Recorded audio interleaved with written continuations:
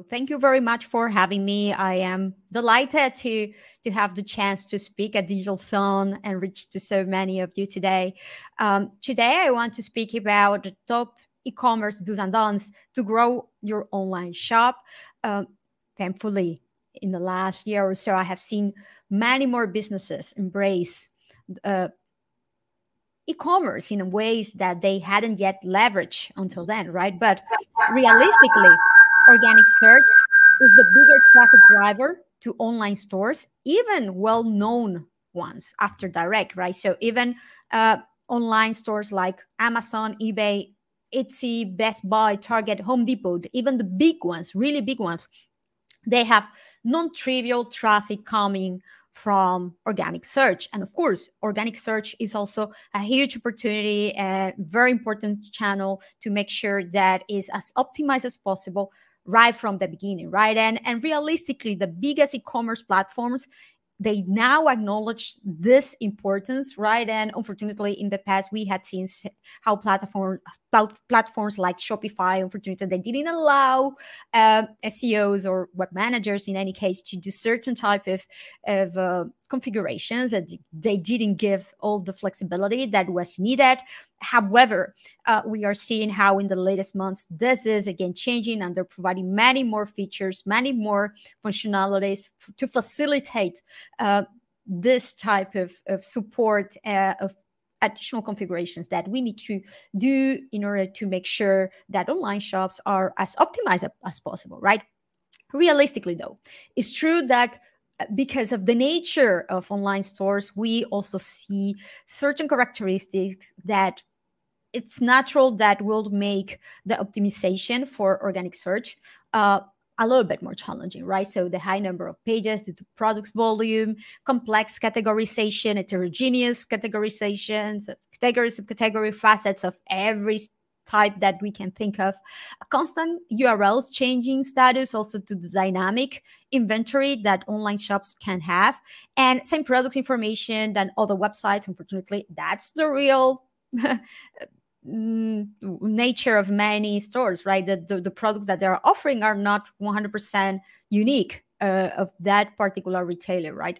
So we end up having this fundamental SEO issues or challenges, crawl budget problems, content cannibalization issues, internal linking challenges, poor content pages that won't rank at the end of the day, unfortunately. So yes, online stores, we can say that they are great type of projects to improve your technical, but also content optimization abilities for any SEO out there. So yes, we should see this as opportunities to refine our skills and grow our skills accordingly too. And to facilitate this process, I wanted to share with you a few do's and don'ts for e-commerce websites when doing this SEO process in a way that we need to advance fast. We also need to identify opportunities fast and tackle the major issues in order to see an ROI. The sooner the better, right? We know that is a little bit challenging, but there are possibilities, right? And I want to go through a few areas to take into consideration to get there in the fastest way. So do index subcategories or facet pages with traffic potential, right? And do link to the subcategories or facets also with traffic potential. Many commerce websites won't rank for popular terms as they will index by default after a certain level of their subcategories, right? So for example, they set rules saying, okay, any subcategory after the second level and all facets will by default no index or canonicalize to the parent category by default, all of them. And unfortunately, this is leaving a lot of money on the table, I'm afraid. It's all about supply and demand. It's all about your particular context. And we can see scenarios like the ones that I'm showing on screen at the moment of rose gold wedding rings, right? That you will say, oh, this is a very long tail sort of keyword. Shouldn't have that many searches. But it does. It does. And many, let's say, like the jewelry online stores, they will have this sort of sub-facet or filter page targeting this keyword many, many times canonicalized to the parent category, right? So some sites will canonicalize in this sort of like rule of thumb type of ways, or following certain rules to the main categories every single time, independently of what they have to offer and the potential searches out there for those type of particular characteristics about their products, right? And they won't only canonicalize or no indexed, but also some of stores will directly block these pages from being crawled, right? To avoid content duplication, control crawl budget better. And so I understand this, right? Internal links, some of these facets and subcategories are sometimes even obfuscated, or they cannot be followed because of the way that they are implemented, right? They are not implemented through href tags in the HTML.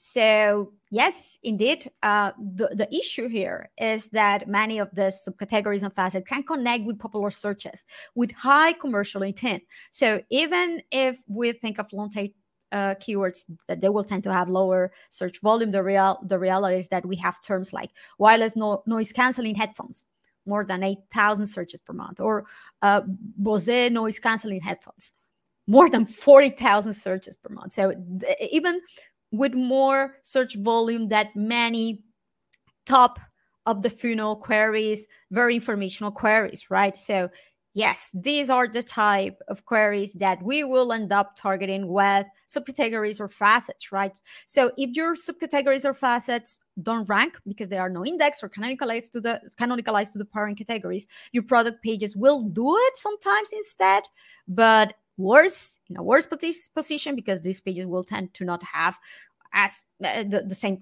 as type of relevance. They won't have as much link popularity. They will connect in a worse way with the search intent. They also will tend to have inconsistent rankings over time, because there are many products that at the end of the day will end up trying to compete or competing for these queries for which they are somewhat relevant, all of them. And if this doesn't happen, we might end up having main categories ranking there because of their high popularity. But this will tend to generate a poorer search experience towards the user, and poorer conversion too, because the user will land on a category where they will need still to browse to get to the type of product or service that they wanted in the first place. So to the question of should you index a category or facet page, it will depend on the supply and the demand, right? If there is demand, so if there's more than certain search volume for this type of queries that will be targeted by this particular facets or subcategory, you need to establish a minimum, right? Like anything that has more than, let's say, 1,000 or 5,000 searches, it's worthy for me to target at this point, because they will be able to bring profits and conversions, right? And then on the other hand, the supply, how many particular products you do have in that subcategory or facets. Do you have more than 3 products that will make it worthy to run for this query in a way that you will still satisfy the need of the user in a positive way and will generate a conversion, right? Rather than trying to rank the product page for that. So it's fundamental to develop a keyword research to identify the search volume related to each subcategories or facets in this way, to identify this sort of opportunity. And of course, this is highly facilitated nowadays with keyword tools like the keyword magic tool of SEMrush, or the features of href or Systrix, for example. They are able to already tell you the search volume with all of the different related queries or terms behind a head term that you will add there, right? So it's so straightforward to identify this nowadays. And then, of course, you need to care about the products of unique the number of unique products that you're able to offer in that particular subcategory or facets, to make sure that you will be able to satisfy the demand also of the user, right? It's not worthy to try to rank for something, even if it has a high search volume, if you're not able to satisfy that demand, or you will end up having content duplication issues also at the end of the day, right? So if there's demand and supply that compensates subcategories and facets optimization, index them and link to them directly. Don't do as many stores do, unfortunately, to internally link through URLs that are going to the final URL, the indexable URLs, but they're going to canonicalized URLs because of taggings, for example, trying to track the clicks in these ways. There are many other better ways to do this with analytics, right? And then once that we make sure that all of our web structure, taxonomy, categories, facets that are meant to rank because they will satisfy a demand and they have enough supply, we also need to make sure to not index internal search results that cannibalize them and won't rank as well as them too. So some e-commerce sites will still index their internal search result pages to attract rankings and traffic, shockingly. And also they will allow crawling without any constraint, any restrictions of all of these internal search result pages. The issue here is that they can easily end up ranking for even non-relevant queries. They can be spam very easily. Not good, not recommended, of course. And in the best of the scenarios, this will end up causing content duplication with categories, subcategory facets that are indexable and are the ones that are meant to rank, right? And these internal search result pages will make that harder. Google will end up, as we can see here, cannibalizing the rankings of these queries that have proper indexable categories and subcategories, and sometimes they will rank instead in the internal search result pages because they might have had attracted many backlinks at some point. They might be sometimes even suggested from the homepage, etc., etc. And this is a sort of inconsistency in the rankings that we will end up having, and the user journey will be also highly inconsistent because of this. They will end up ranking also in worse positions that categories or subcategories, the proper pages that should rank, because they will likely show worse products, like worse products offering less content. They are not as well linked sometimes from the proper categories, subcategories. So to avoid this, some sites decide to canonicalize from their internal search results URLs or pages to their alternate categories or subcategories or facets in case that they can't establish this correlation in a straightforward way.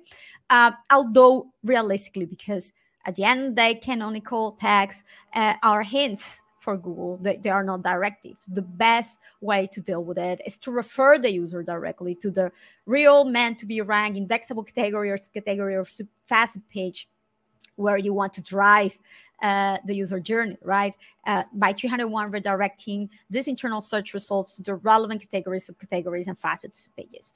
And instead of directly indexing them, what you can do definitely is to monitor your internal searches to identify categories, facets with potential to create an index, identify queries, identify opportunities that you're not yet targeting with a proper taxonomy structure that is well indexed to target, to address these needs, right?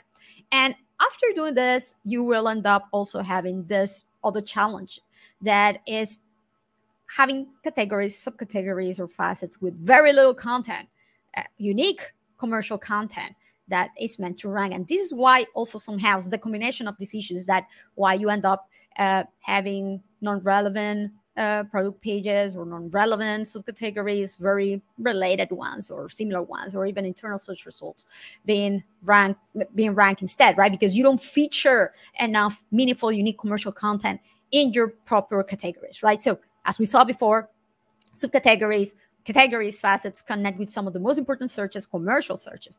The problem is that many of these pages only feature links to products without any descriptive text, which makes them harder to rank. It is hard for Google to sort out what they are about. And the challenge here too is that a common approach to supposedly fix this issue is to add descriptive text at the end of the product's listings to improve the relevance without hurting conversion, because of course we end up running into this very common scenario where designers, UX people, they are too afraid to feature content within the listing because they will say, okay, if I add too much content, that will take the attention from the user to actually click on the product and sell the product in the first place. So we end up having this, not necessarily that meaningful descriptions at the bottom of the whole product listing, sometimes like this, right? The problem is that many times this content is not really useful and doesn't connect with the user intent, as John Mueller mentions here that they see, right? These are sometimes even blog posts like or guide likes sort of articles like this that they should belong to the blog rather than to a commercial listing page, right? That has this commercial transactional intent, right? And because of this, Google has a harder time to identify the intent of the page. It has a harder time also to rank this particular page, because they have a harder time to sort out the nature intent of these category pages, right? So it's then fundamental, again, to develop keyword research to identify the questions that are made in this phase of the purchasing journey to clarify customers' doubts, because there are certainly questions when we are about to select the product, when we are trying to sort out what type of product is better for us at this stage of the customer journey, that has a commercial intent that we can definitely use to address and to feature here in a way that will support the customer journey, that will allow us to sell even better, right? While improving the relevance of this type of pages for the right query. We can use content optimization tools that offer relevant suggestions depending on the content nature. So, for example, Phrase does a great job here, directly suggesting the queries, the questions, a group of queries that we can address with the right intent. Surfer does something similar too. And like this, we will be able to generate content that will address those commercially focused questions that will support categories and facet pages to sell better, to confirm that users are seeing products that are the best for their scenario, to inform that they're in the best place to buy these products, even if it is not the only place selling these sort of products. They are in a place that offer all the guarantees, clarify any doubts around the use and characteristics of the products too. So it will make sense to embed the content within the category or subcategory or facet page, because it will literally support the customer journey in a much better way, as it is shown in the example here, right? Integrating the content in a way that also can be visually appealing, shouldn't obstruct the attention of the user towards the actual products where they need to click, where they need to convert, right? But will rather support this journey of the user. So a good let's say collaboration with UX specialists here, with content writers, content strategists that will allow us to connect the dots here along with us in a way that it will be a win-win sort of effort in this scenario. An easy way also is like in the example that I'm showing here on screen. I think that this is one of the best examples that we can see around in this current alternative page, is that they are embedding characteristic of destination where you can rent the cards, and they are featuring also FAQs, very typical questions that the users, potential customers will ask at this stage of the customer journey. And also, I highly recommend you to check Landscape case study showing how cutting fluff content in e-commerce categories impacted better in the rankings, right? So again, it's not about adding content for the sake of content, but content that will actually connect with the user journey. Then on the other hand, don't feature product pages with poor unique descriptive content. We have this same issue and challenge with product pages too, which is even, I have to say, more challenging, because we many times will think about it, but product pages target a very, very, very long tail of queries that can end up generating most of the traffic, right? And this is the traffic, like the profile of the top paths or subfolders that get traffic from eBay. And we can see that the ITM, the items, the products URL structure are able to obtain many of it, a lot of it, right? Also, users tend to share product pages a lot, sometimes even much more than category pages or facet pages, because these are products that they love. Oh, take a look at, they refer in a very spontaneous way these products, right? So many of these product pages are getting valuable links from other sources, right? However, the issue is that product pages also tend to show very little content that is unique, and Google tend to sometimes leave them out of the index directly because of this too. So that is also a challenge. This is why it is fundamental to enhance product pages with valuable information that describe the product and help to sell, supporting the customer decision-making process. So unique descriptions, complementary products, Q&As about the products, comparison of the products, similar products, reviews of the products. And I know that this sounds ideal, and indeed what it is difficult is to do this all at scale in bulk for hundreds of thousands of products. So we can start by differentiating similar products using their specific characteristics within the metadata, from the title, meta description, specific characteristics to add them there, what differentiate that particular products, for example, the version of their color, making sure that this is very specific to them and making sure that they are differentiated directly there. Product headings, also the version of the colors in the headings or in the description to make sure that this is not the exact same description for all of them, but those specific characteristics that differentiate them are highlighted there.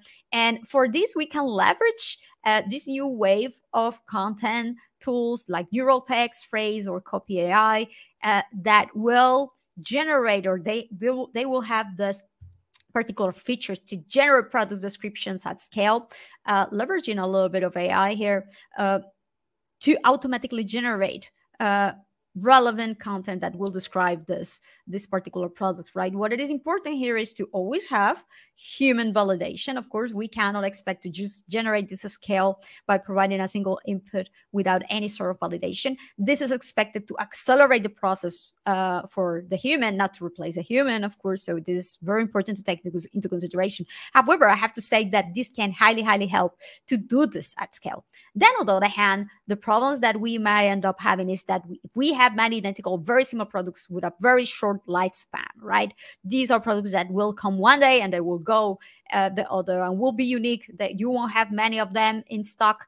This is especially true when you are working or you are a marketplace, right? So you have specific vendors or sellers that will sell or provide this particular products, right? So it's not that you have 10,000 of them in stock directly, right? So in this type of pages, it's better to consolidate them in static products aggregator pages that offer different products of the same type or the same brand, of the same characteristics, in most cases on the same color, for example, but in different sizes of different sellers. So rather than having many different URLs for very similar products of the same model, of the same color, of the same year, but the only difference between them is size. Only difference of them potentially is a little small characteristics. In this case, it's better to aggregate in a single product URL where many vendors will be able to list their particular products, their particular item, and this particular URL that will be generated by this item won't be indexable, but they will be all aggregated in this indexable single URL for all of them instead of per vendor, because otherwise you will end up with hundreds or thousands sometimes of indexable URLs that can end up causing major cannibalization issues, called budget issues, and they will be all targeting the same type of query, the same query at the end of the day, right? So this aggregator can make a lot of sense in this type of scenarios. Then do set rules to avoid product pages with backlinks and traffic to show inconsistent status. This is another very it's so common, right? Some product URLs tend to have a very short lifespan again and end up generating errors like this one, right? Like this particular URL was attracting hundreds of thousands of backlinks and non-trivial traffic too. Then at some point, yeah, it ended up generating a 404, was not redirecting somewhere that the user could continue the customer journey, continue buying, and where this like popularity could be passed on in a way that it will be leveraged by the website, right? So this don't only affect the site crawl health, but also the rankings and traffic attracted by these pages that sometimes, as we can see here, is non-trivial, right? And they will end up generating errors. And not only errors, but sometimes they are even redirected to pages that are not necessarily relevant at all, or they are 202 redirected rather than 201 redirected, right? So it's common when analyzing product URLs to find not only HTTP errors, but redirect with issues in general, right? This is why it's fundamental to establish rules and criteria to manage their crawling and indexing in a very consistent way through the lifespans. So before creating a new URL, establish validations to verify if the product existed in the past and use the old URL. If so, when doing a product pre-launch, use the same URL that the product page will have when it's sold later on. I have seen so many cases where the pre-sale URL end up ranking for the actual product name rather than where it is sold later on. And this is hugely confusing, right? Also, remember to list products in the relevant and indexable categories, subcategories, facets too, so they can be easily crawled and linked to them using their canonical URLs, avoiding canonicalized ones. Use product structure data to specify their characteristics and improve their SERP snippet too, to feature the ratings, to feature the reviews information, and this is always updated too. You can create and send product feeds. Now it is much easier to do with e-commerce and Shopify integration directly to Google Merchant Center to maximize your product's visibility too. And when a product is out of stock, eliminate its inclusion in listings, XML sitemaps, and feeds. So it becomes available, this should be sent. It becomes unavailable, you should also update this accordingly. If it's a temporary status, then the product page should be kept as indexable. If you don't know if it will come back, you should establish a certain time. If you know that it will come back, you should establish a certain time also. And you shouldn't go and index this page. You should only keep this indexable, warn the user that this is not available at the moment, that they can be notified when it becomes available again, when it comes back to stock, offering similar products to purchase so they can move on with that experience, right? And when this changes, when it becomes available, you start showing the price and availability and conditions and the new button to purchase, right? But with temporary changes like this, with temporary status, it doesn't make sense to change the URL, to refer the user to another page, right? The product structure data also and feeds should be updated accordingly and show their out of stock status too.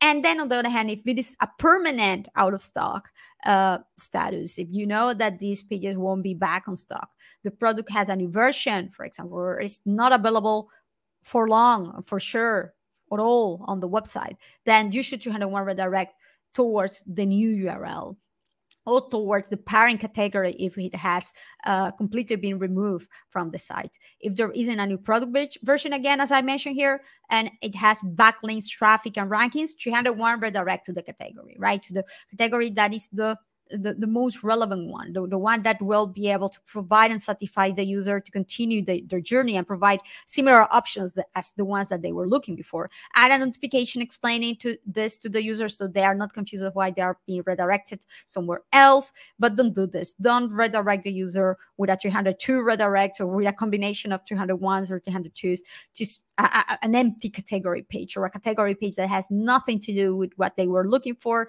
in the first place, and the experience will end up being bad at the end of the day, and the backlink popularity of the old page won't be passed and won't be leveraged in any case. Don't show for HTTP status for our stock products with backlinks. You lose value and it's a bad user experience because people will tend to continue arriving there. And in those situations when it is actually relevant to use 404 or 410s is in pages out of stock that don't have traffic, rankings, nor backlinks. So you need to do this validation. And if there is zero of all of them, you can provide the status and personalize the error page, offering alternative also to make it usable.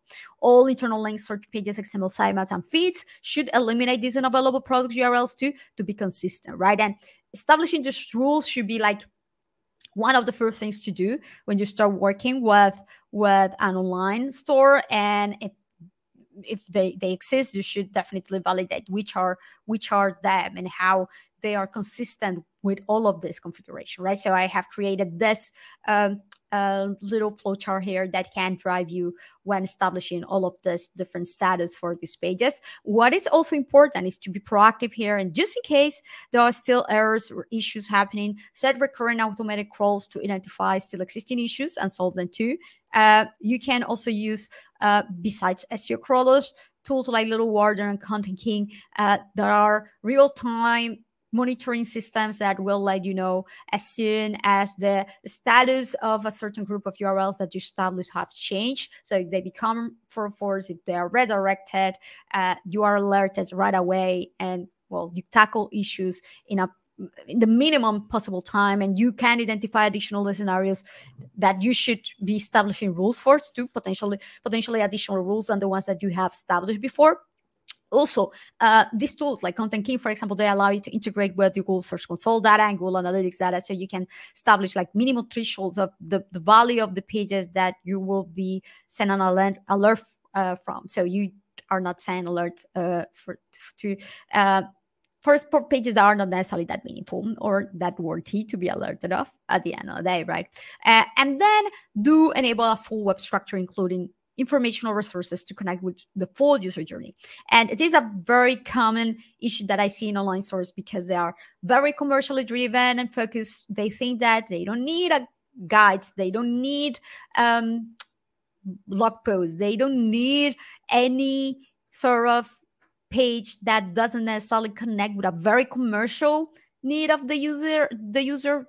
However, we need to be aware that we cannot expect people to buy from us if we haven't established our authority first, and that people have this complex way to search. They don't go and search directly for buy Louis Vuitton bag directly and they will end up buying from the first page that ranks for it. No, they start researching about the different prices, different options, conditions, models, etc. And it is the player that is able to establish themselves better through this journey that they will trust them more. And very likely, if the two players ranking, even if the one ranking first is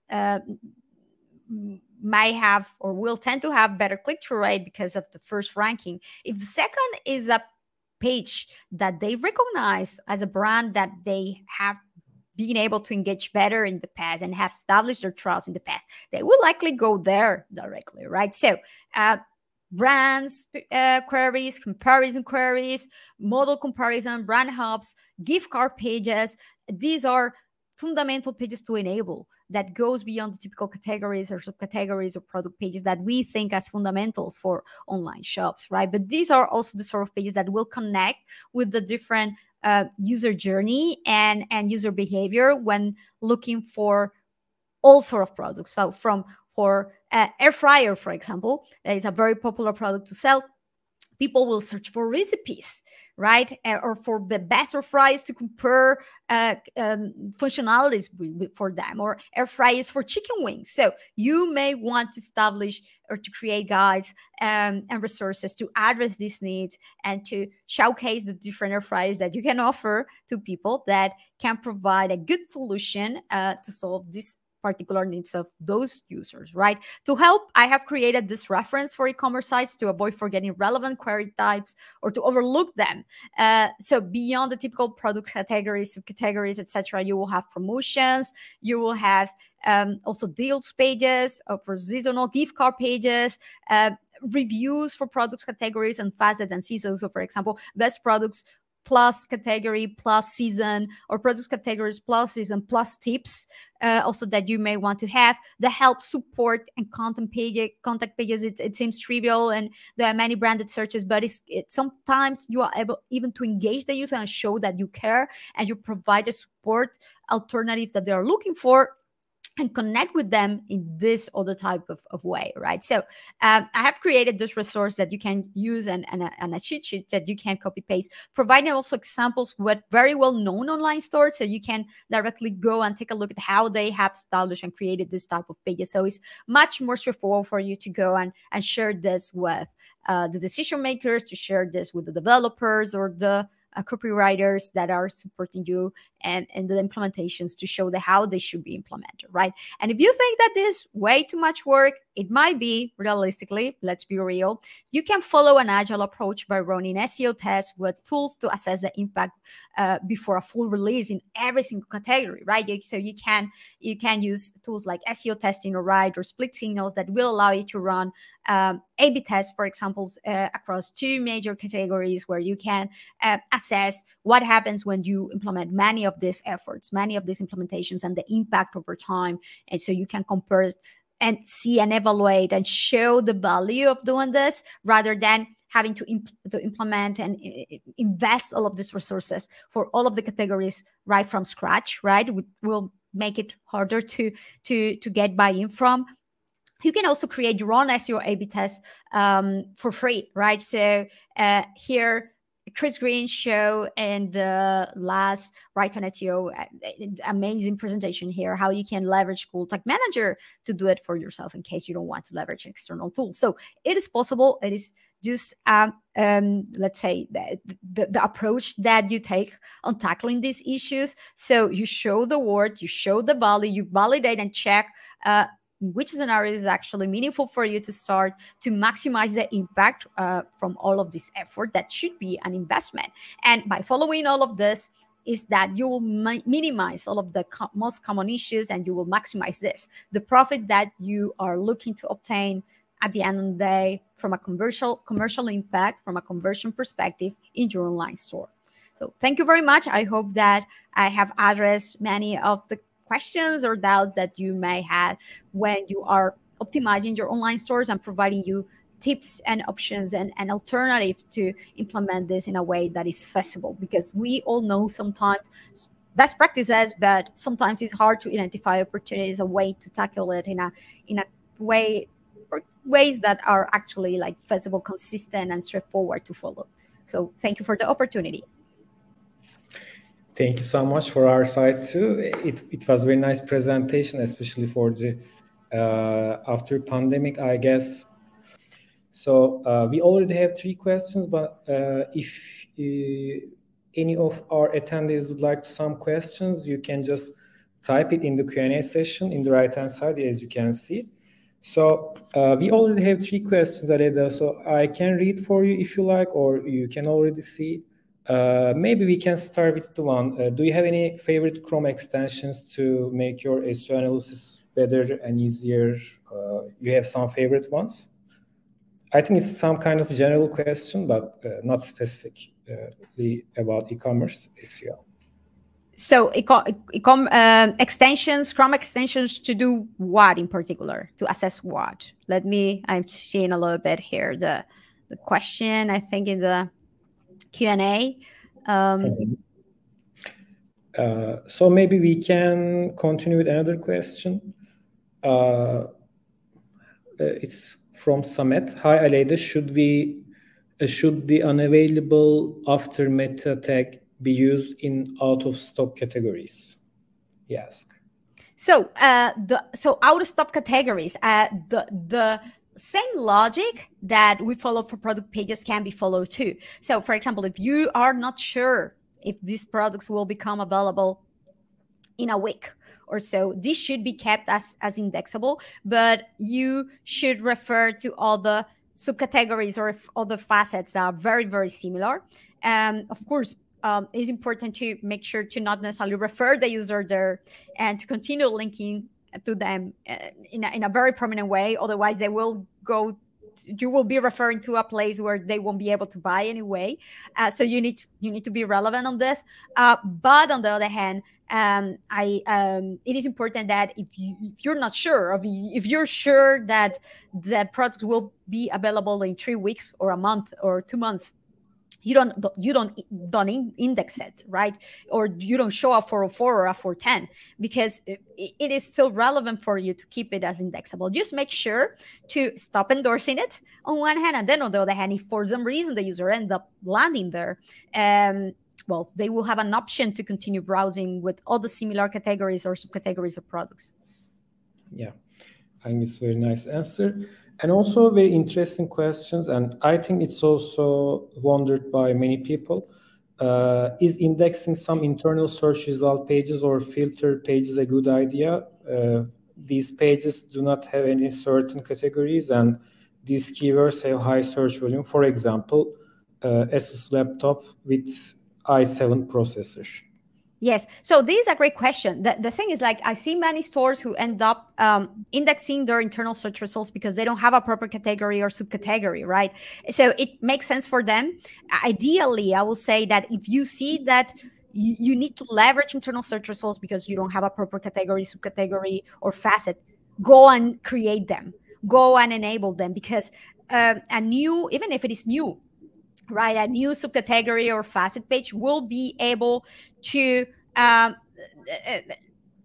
be much better linked internally from within the website structure in a way that your internal search result won't be. Maybe your internal search result is able to rank relatively well right now because it's getting tons of backlinks from other sites. But imagine what you will be able to do if you had these backlinks plus a consistent internal linking from your own navigation, right? So I will say identify which are these internal search result pages that you need to index at the moment because you don't have a proper category, subcategory, facet, and create these categories and subcategories and facets, and 301 redirect them. Refer towards the actual category, subcategory. Make sure that these categories and subcategories are actually also well linked from navigation. The primary navigation, secondary navigation, referral system that you may have within the e-commerce site, to make sure that, well, there's consistency there. Because I assure you, like if an internal search result page is able to rank, very likely if you have a proper categorization, a well-linked internal categorization, your category pages will end up ranking in a much better way than the internal search result one. Yeah, as you said, it requires a well-optimized internal linking structure as well. So it's very important too. Actually, we have many questions. I will just pick some of them for you. Can on-site personalization, for example, personalized product recommendations, wreck the Google ranking for online stores? What is the impact of e-commerce personalization on SEO? On-site personalization. Okay, personalized. It depends how it is implemented, right? Like many of these personalized suggestions come through JavaScript, come through feeds. Some of these are not even crawlable or indexable in the first place, and they won't have necessarily an impact because of this. If they do, if they are indexable, if these are actual links that can be crawled by the Google bot and content that is actually indexable and can be seen by the Google bot, as long as they are relevant, it's great, right? So for example, if you're in a subcategory that is selling pens, right? You start suggesting notebooks because it's a personalized suggestion based on the category or even to the user, then it's great. If it is towards the user, personalized towards the user, is very likely leveraging cookies, and Google won't see it in any case, right? So it won't have any impact. However, if it is a personalization based on the category, and if it is implemented in a way that is crawlable and indexable, and Google sees, as long as it is relevant, it should be okay, right? It should be more than okay. What it is important is to not rely on these personalized options for a good crawlability and browsability of our sites, because I have seen many websites that have this sort of, like, let's say, minimalistic approach to navigation and design, and they completely rely on pretty much the automated recommendation, personalized recommendations for the user to continue browsing. No, the user should always have a proper top navigation linking to all main categories, subcategories. You should make use of breadcrumbs, similar pages, or similar categories, similar products based on the particular page where you are, that are connected semantically from where you are, and this should be always crawlable and in the content indexable, right? So it's great to have a personalized experience, but you shouldn't rely on it for SEO purposes. The personalized experience should be to improve the user journey and the UX and the conversion at the end of the day, but not necessarily to impact the crawlability and indexability. If it does, because of how it is implemented and how you implement, because you implement it based on the categorization or the type of categorization and not completely personalized per user using cookies, leveraging cookies that Google won't see, then great. But don't rely on completely personalized experience that are based on cookies, because Google won't process them, won't see them at the end of the day. Yeah, great point. Thank you so much. The next question is about synonyms. What do you suggest to target synonym keyword, especially long tail, for non-English e-commerce websites? I think it doesn't need to be just non-English, but for example, maybe he means like notebook and laptop. An example, yes, yeah. Indeed. So this is all about intent, right? And if the intent is the same, and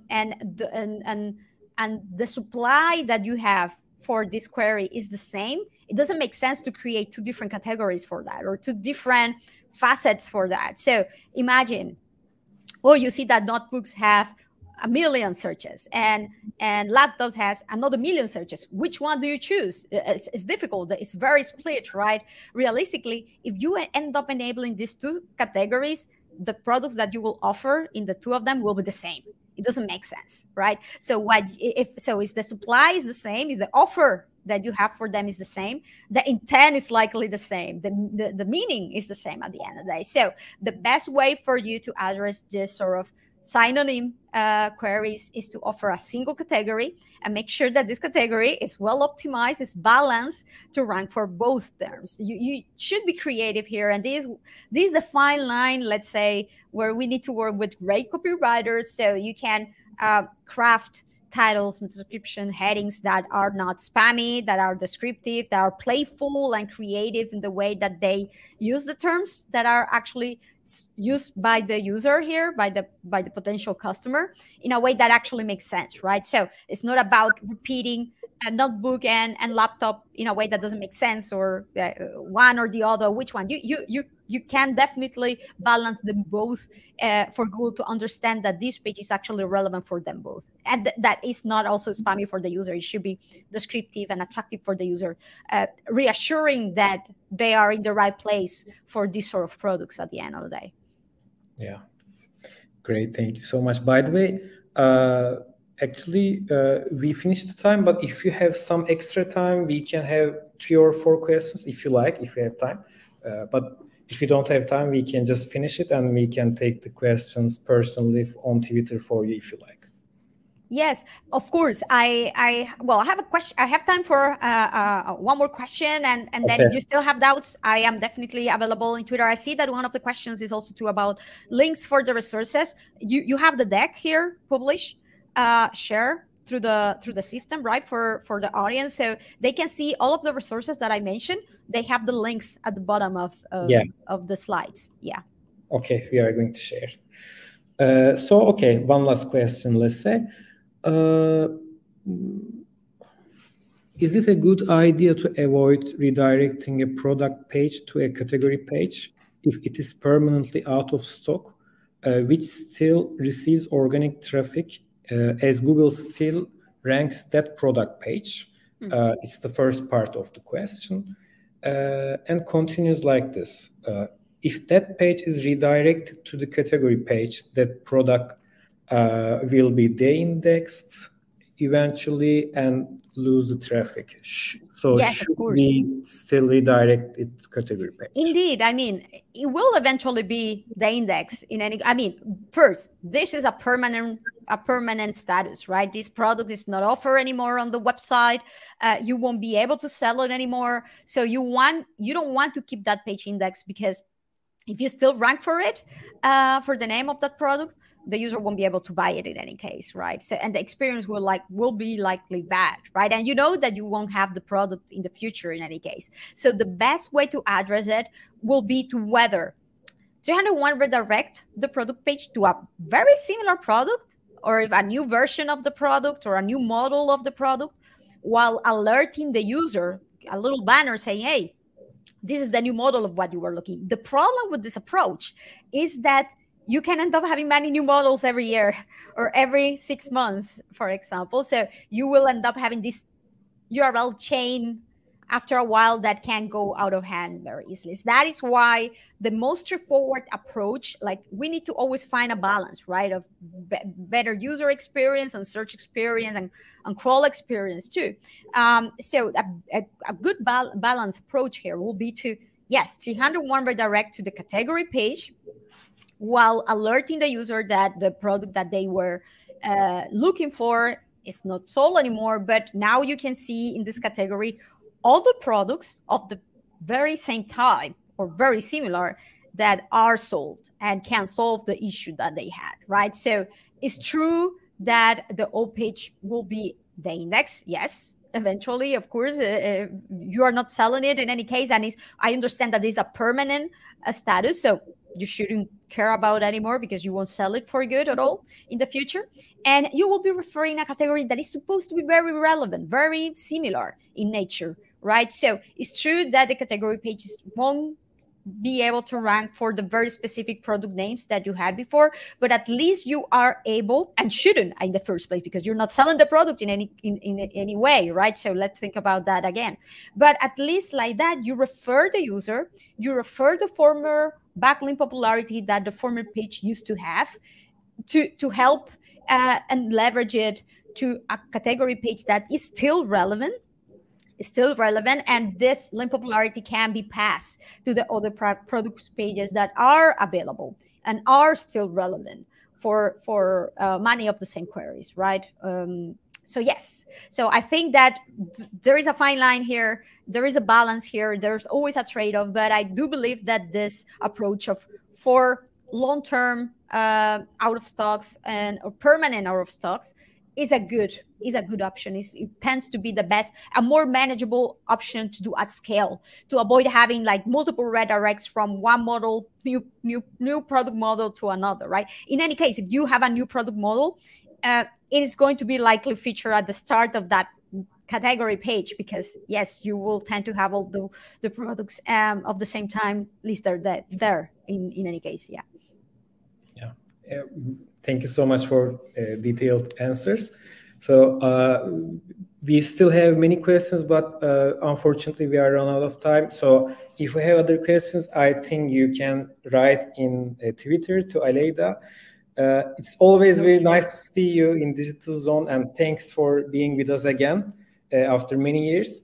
Thank you so much, Aleyda. Thank you for the opportunity. I'm very looking forward to go back in person too. Hello and goodbye, Jigit. Thank you very much for everything. It has been a lovely experience. Take care and all the best. Bye-bye. Bye.